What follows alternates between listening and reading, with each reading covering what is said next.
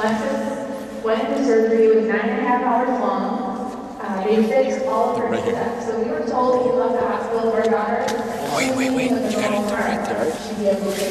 Do you want to speak first, or do you want me to get them chanting and then We'll get them come in first, and then we'll do all the talk. what about their chanting? Do you want them to be chanting as they want? Yeah, that's right. Half an hour and came up to the cardiac intensive care unit. Her heart had stopped beating. She suffered what you hear as cardiac arrest. And during that time, her heart suffered some damage. She could not repair surgically, but they went in and they tried, and during that time, Lexus received an enormous amount of blood to keep her stable. She received 52 units of blood in 6 hours. So when you think of somebody that small, Lexus weighed about 40 pounds at the time, needing that volume of blood, you can understand why we have blood drives all the time, and why we encourage everybody to donate.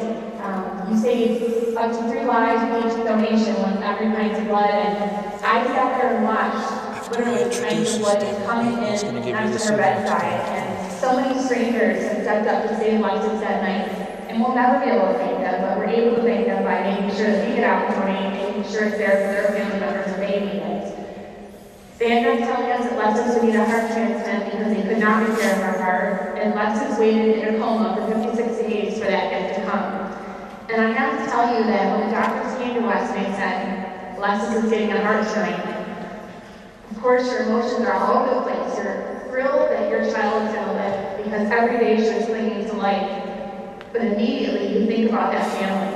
You know, we've sat in hospitals for months, and I visualized this mother, you know, feeling this overwhelming amount of grief, and I thought, how was she able to do that? How was she able to get down and think of this stranger? But because she did that, my daughter was able to live.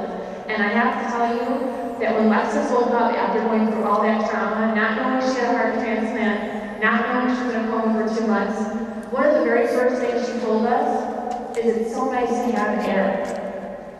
And we're all breathing right now. You're probably not thinking about being able to breathe, but for someone who's never felt what that's like her entire life, she had compromised respiratory system. To take a deep breath and not have to work to do that was a gift for her. That is a gift that to this day she still does not take for granted, and I feel so blessed.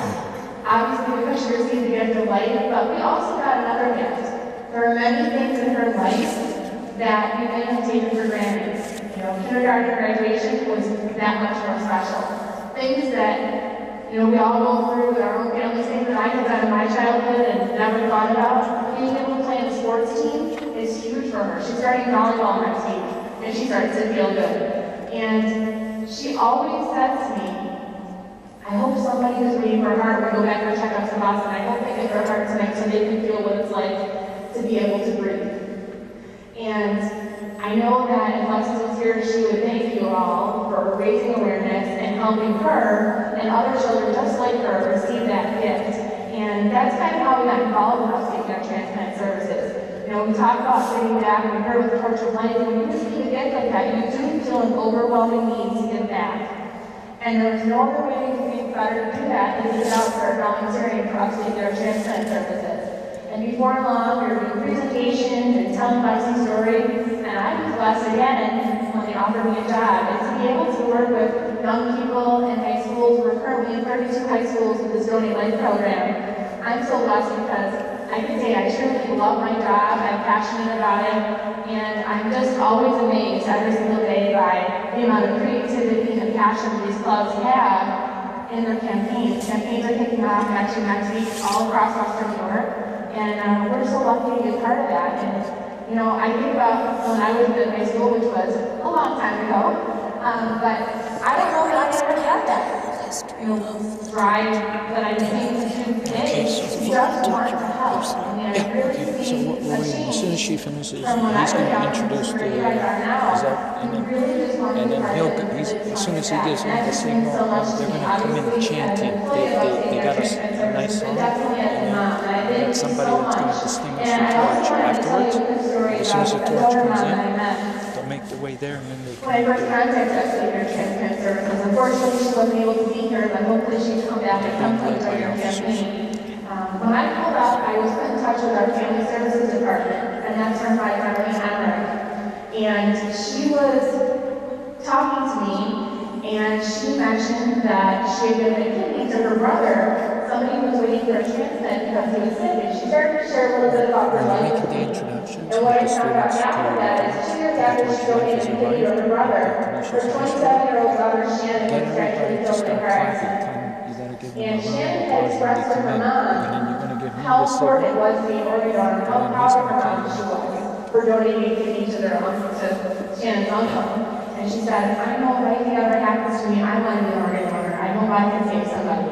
So because she already spoke to Darlene about it, and who knew that only 2 short years later, Darlene would be facing that decision, it was no cause that she didn't put into that because Shannon had already expressed her wishes. And that was really important. So we tell you, talk to your families, spread the message. Everybody has to make their own personal decision. We understand that. It may not be right for you, or it may be, but the whole purpose of the organizers and other public act is to keep you afterwards. The important thing is getting these guys all pumped up before the torch comes in. So the torch, we need to all get ready, give everybody a round of applause to all the students, and say, please welcome the torch of life that is going to. But I do hope someday we can reach out and thank them for giving us our daughter back. And I hope that she lives many long, healthy years from that gift. So, good. I'm here at the organizers at the back, and I thank you from the bottom of my heart for what you're doing, the bottom of my heart also. Thank you.